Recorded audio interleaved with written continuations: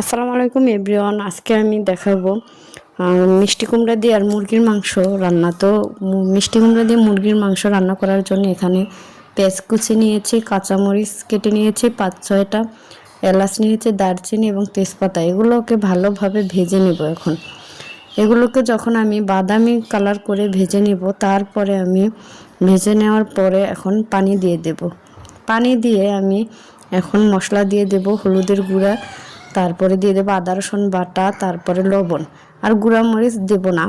তো তারপরে আমি এগুলোকে ভালোভাবে যখন কষিয়ে নেব, তেল ছেড়ে দেবে, তখন আমি মুরগির মাংসটা এখানে দিয়ে দেব।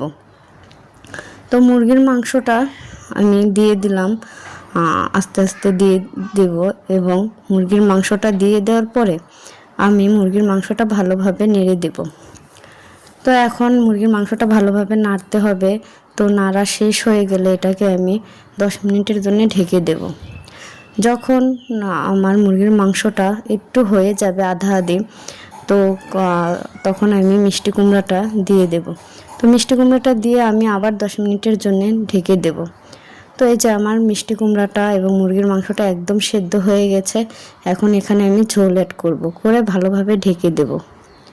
তো ঢেকে দেওয়ার পরে আমার এই যে তরকারিটা একদম রেডি হয়ে গেছে, আর এত দারুণ হয়েছে দেখতে। আর তোমরা অবশ্যই বাড়িতে ট্রাই করবে, আর ভালো লেগে থাকলে লাইক কমেন্ট শেয়ার করবে। আল্লাহ হাফেজ।